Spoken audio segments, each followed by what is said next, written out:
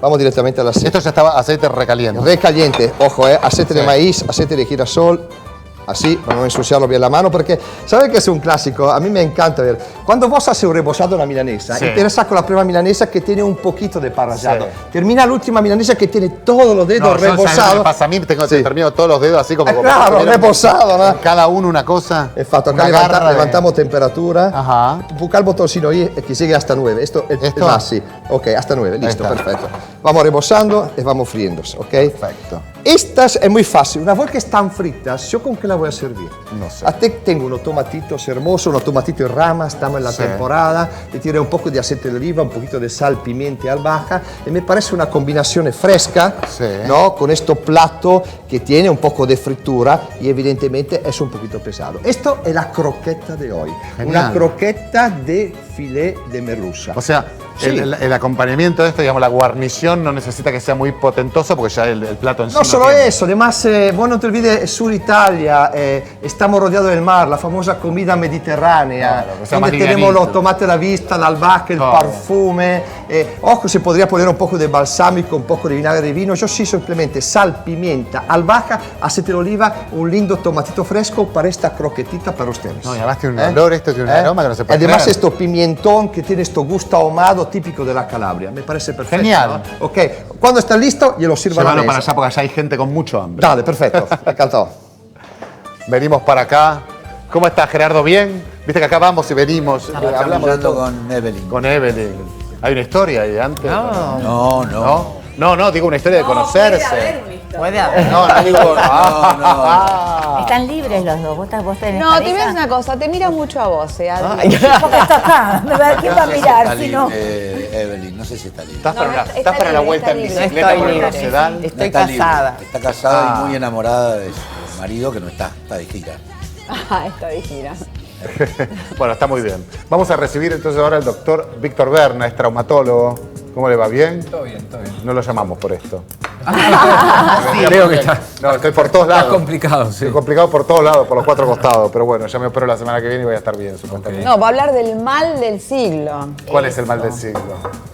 No, Dolores de espalda, No, me duele acá, me duele acá, me duele acá, ¿o no? sí, bueno. Marcela, con la que me une una amistad de mucho tiempo, me pidió que hable un poco de los problemas de la columna y por qué es tan frecuente y tenemos tantas consultas. Específicamente lo que yo hago es eso, ¿no? Claro. Es decir, soy especialista ¿Y en... por qué es tan frecuente? Bueno, Es multifactorial. mala postura. En realidad, filogenéticamente, nosotros somos los únicos mamíferos que bipedestamos. Es decir, somos los únicos mamíferos que bipedestamos. El mono, el chimpancé y el gorila, que tienen la misma columna que nosotros, pero exactamente la misma columna que nosotros, para caminar apoyan sus manos, si bien se yerguen y se paran ante determinados momentos, caminan y corren apoyando sus manos. Al ser los únicos mamíferos que bipedestamos, tenemos un centro de gravedad muy anterior que sobrecarga sobre todo nuestros discos. Y el disco es la vedette, por decirlo de alguna forma, del dolor lumbar. El dolor lumbar y el dolor cervical. Porque todo se inicia en el disco y después se traslada a otras zonas de la columna, pero es la verdadera usina de amortiguación de nuestra columna, el disco, tanto lumbar como cervical. Los dorsales no tanto. Los dorsales, los problemas son más musculares, porque nuestras vértebras dorsales se mueven poco, porque están unidas por las costillas al esternón. Entonces el movimiento que tiene la columna dorsal es mucho menor que tiene la columna cervical y la lumbar, por eso las más afectadas son la columna cervical y la lumbar. ¿Todo eso deviene en la artrosis finalmente? La artrosis es una enfermedad degenerativa, que todos las tenemos. Todo, es decir, como las cataratas, digamos. Exactamente. Nuestras articulaciones sufren un desgaste natural, como sufren un desgaste nuestros amortiguadores del auto y nuestras gomas, y las tenemos que cambiar. No podemos cambiar todo en nuestro organismo, pero la artrosis es una enfermedad de desgaste, de degeneración. Pero hay una carga genética que nos predispone más a un grupo de pacientes que a otros, y vos a veces mirás radiografías de pacientes de 70 y pico de años y decís, wow, es una columna impecable o una cadera. Pero el alargamiento de la vida, la mayor expectativa Totalmente. de vida y la práctica de actividades físicas, como por Agresivas. ejemplo la alta competencia. Yo lo estaba viendo estos días a Maradona, pobre, que No tiene cartílago, no tiene... Maradona, Batistuta. No pueden caminar directamente el dolor. Nombrar a otros que están en actividad, pero que están comprometidos, porque en realidad el deporte de alto rendimiento no es salud. No es salud. El deporte es salud, ¿no? Mi padre siempre decía, mens sana in corpore roto, cuando hablaba del deportista de alto rendimiento, porque el entrenamiento en doble turno, Claro, ahí está, mirá. nuestras articulaciones no están hechas para este nivel de exigencia. ¿Vos? Ahora, ¿correr es bueno o no es bueno? Porque mucha gente dice, yo corro y me siento bien, pero la verdad que el impacto sobre las rodillas, sobre inclusive las vértebras, ¿es bueno correr? Hay que minimizar el impacto. El impacto hay que tratar de minimizarlo. Y depende cuánto corras, porque ahí está el otro punto, ¿no? Que corras sobre superficies blandas, que trates de correr sobre césped y no sobre asfalto. La calidad del calzado deportivo, la tecnología, hoy por hoy la tecnología... Hay que invertir en un buen calzado. Absolutamente. Y no es lo mismo una zapatilla de running, es decir, una zapatilla, para correr, que una zapatilla para caminar, que una zapatilla... Bueno, puedes correr con zapatillas de tenis, si querés correr realmente. Y una cosa es correr 3 kilómetros por día y otra cosa es correr 15 por día, porque hay algunos que tienen como una... Adicción. Y la gente en la diaria, por ejemplo, hay mucha gente que no corre, mucha gente que va a su trabajo caminando con un zapato que no es el correspondiente, quizás, mucha gente que está con la computadora, el teléfono, supongo que... Sí, las cervicales con el teléfono. La postura cada vez ayuda menos. O las todas esas posturas, cosas. las posturas tienen mucho que ver, más cuando vos mantenés una postura estática durante mucho tiempo, es decir, estás en una posición fija durante mucho tiempo, la tensión de tus músculos está siempre traccionando de una determinada forma.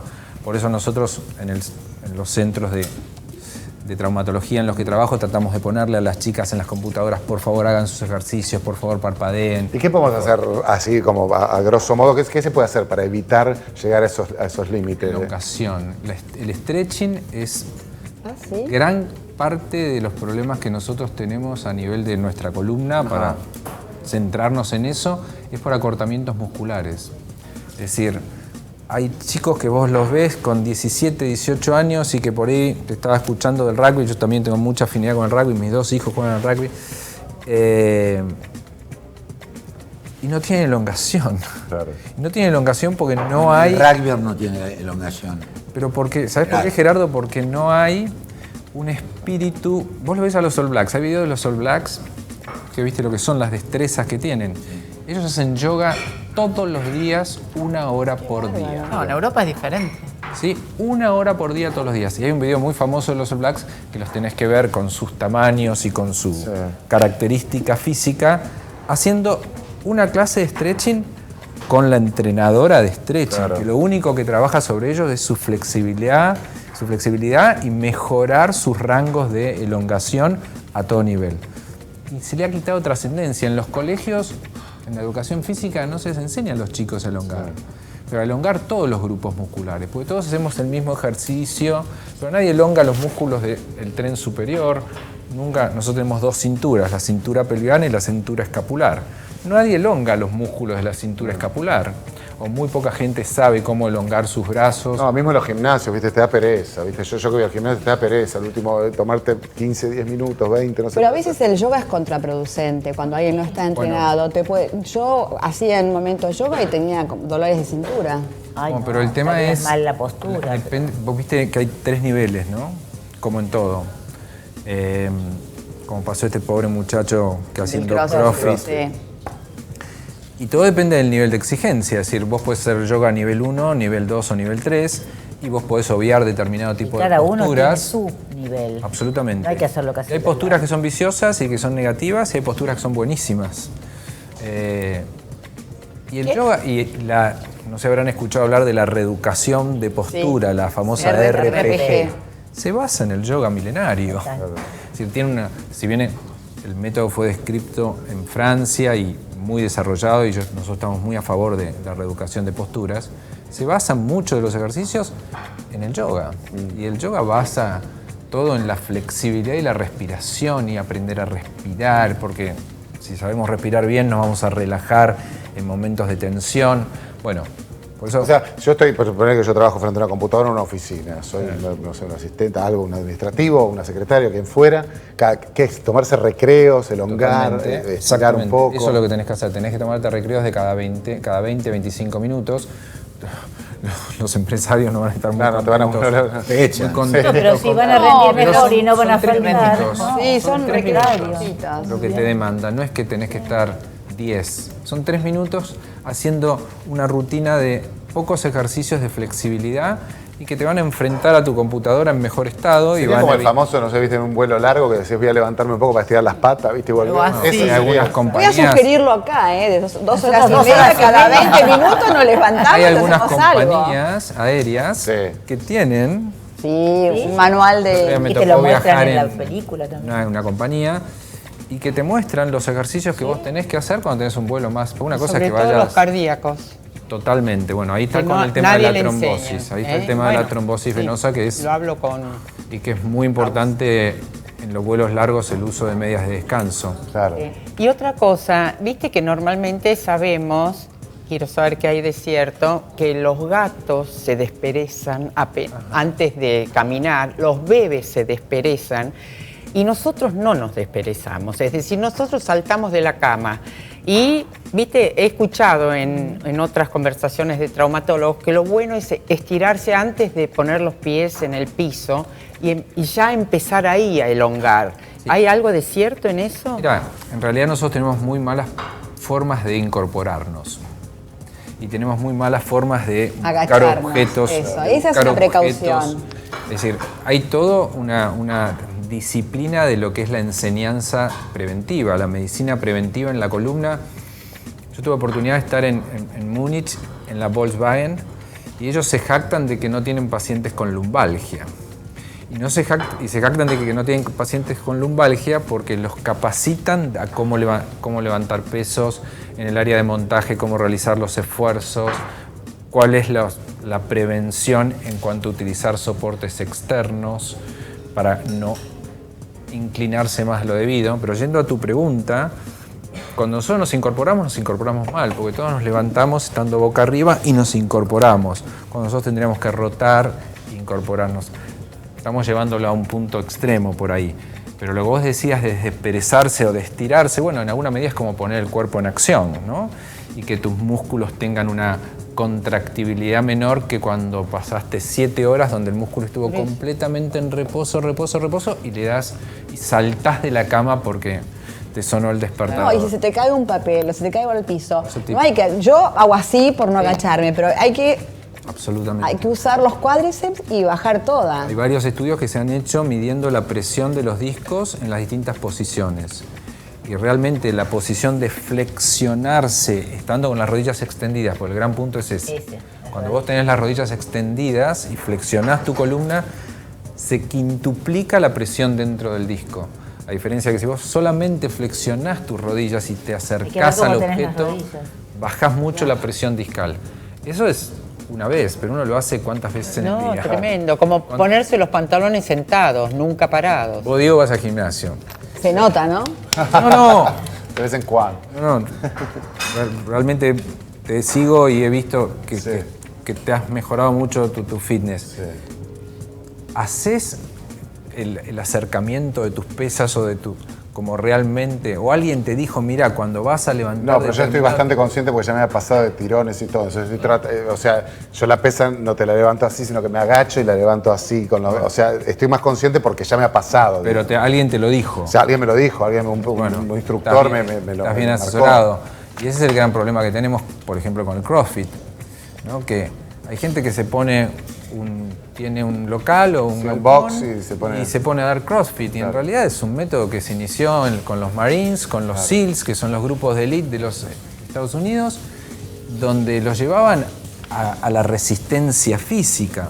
Bueno, también hay distintos niveles. CrossFit no es que sea malo, depende de quién te lo enseñe. ¿Quién te lo Víctor, hay otra cosa, viste que la gente tiende a confundir. Ay, ¿qué te pasa? Tengo ciática. Y hay veces que no siempre todos los dolores son por ciáticas. A veces uno tiene una lumbalgia que no tiene por qué ser del nervio ciático, sino que es un dolor. Hay que saber diferenciar lo que es un dolor con compresión del ciático de los dolores que uno tiene de espalda por exceso de trabajo, exceso de ejercicio, etcétera, ¿no? Por definición, el dolor lumbar es el dolor de cintura. Sí. Si vos tenés dolor en la zona lumbar baja, por arriba de nuestros glúteos, Esa es la lumbalgia. Hacia los costados. A los costados, a veces central, un poco más lateral. Cuando manejás, viste que alguna vez te empezó... Exacto, que tenés que andar buscando como la posición. La ciática es el dolor que se inicia en el glúteo y se irradia por la cara posterior. Tiene un trayecto, ¿no? En la medicina hay pocas cosas matemáticas. Esto es matemático, porque la ciática es la que compromete determinado tipo de raíces, que es la irritación de ese nervio que baja hacia la pierna. Y eso es lo que se conoce como ciática. Un paciente puede tener lumbociática, puede tener dolor lumbar asociado a la irradiación a la pierna. Entonces ahí el componente es mixto. Entonces tiene las dos cosas. Y si afecta a otra raíz, en vez de tener dolor ciático por la cara posterior, te duele la cara anterior del muslo, eso se denomina cruralgia. Y son otras raíces las que están afectadas. Entonces, depende del nivel donde esté la lesión o la irritación del nervio, hacia dónde va a manifestarse la sintomatología. Y una sintomatología tipo lumbalgia simple es muchísimo más benévola que una lumbalgia con compromiso del nervio ciático. Nosotros yo soy cirujano de columna, para operar una lumbalgia, es decir, que el paciente nunca haya tenido ciática y su síntoma predominante sea dolor lumbar, tiene que ser una lumbalgia invalidante, que el paciente haya agotado todas las instancias de tratamiento conservador y, qué sé yo, la semana que viene tengo que operar a un jugador de rugby, que es un chico que pobre no puede tener relaciones con su pareja por el dolor lumbar. Pero bueno, está súper estudiado y hemos probado con todo y hemos tomado la decisión de operarlo. Pero porque lleva 6 meses de seguimiento y esos 6 meses de seguimiento hemos probado con todo. ¿Cuál sería el tratamiento para una lumbalgia? ¿Qué es? Primero las precauciones de cómo eso, agacharte, cómo levantarte, pero después, una vez que tenemos el dolor en la cintura, como se llama, ¿qué podemos hacer? El esquema clásico es medicarlo al paciente durante un periodo corto, no lo puedes tener medicado mucho tiempo porque todos los analgésicos antiinflamatorios generan cierto grado de irritación gástrica. Todos los pacientes tienen que tomar analgésicos con protección gástrica. Y lo más importante es la técnica de estabilización lumbopélvica. Nuestra columna, la pelvis es la última vértebra, ¿sí? Eso es lo que decimos nosotros los especialistas de columna. La última vértebra es la pelvis. Y nuestra columna es absolutamente móvil y nuestra pelvis se mantiene fija o solamente bascula cuando nosotros caminamos o corremos. Y hay infinidad de músculos, muchos, que estabilizan nuestra columna a la pelvis. Y hay que fortalecerlos. Esos son los que hay que tonificar. Claro. Pero ningún músculo debe ser tonificado si antes no está elongado. Entonces tiene que tener una muy buena flexibilidad ese músculo y después tonificar. Y no son técnicas muy... Es decir, kinesiología. Vos te referís a que no estés ni con la cola para afuera ni para así. O sea, que hay que estar en línea recta. ¿Sirven, tipo, viste que hay o arneses o fajas para estar como más derecho? No, porque vos tenés que fabricar tu propio arnés. Ajá. El concepto es, yo le pongo una faja a un paciente con dolor lumbar y va a estar mejor. Claro. Porque le limitás la movilidad. Pero también no va a estar utilizando los músculos de la bipedestación, los músculos del estatismo. Y esos son los que deben ser tonificados. Por eso insistimos mucho con que el paciente interprete y conozca cuáles son esos músculos que estabilizan su columna. La estabilización lumbopélvica es una técnica que da muy buenos resultados. Es una técnica totalmente, uno la puede practicar en casa. Quiero hacer una pregunta traumatológica. Dale. Yo tengo un problema con el cóndilo. Ajá, ¿del fémur abajo o arriba? Abajo. ¿Qué es el cóndilo? El cóndilo es la parte terminal del fémur, que es lo que se articula con la rodilla. ¿Sí? Una especie de osteocondritis. Yo también.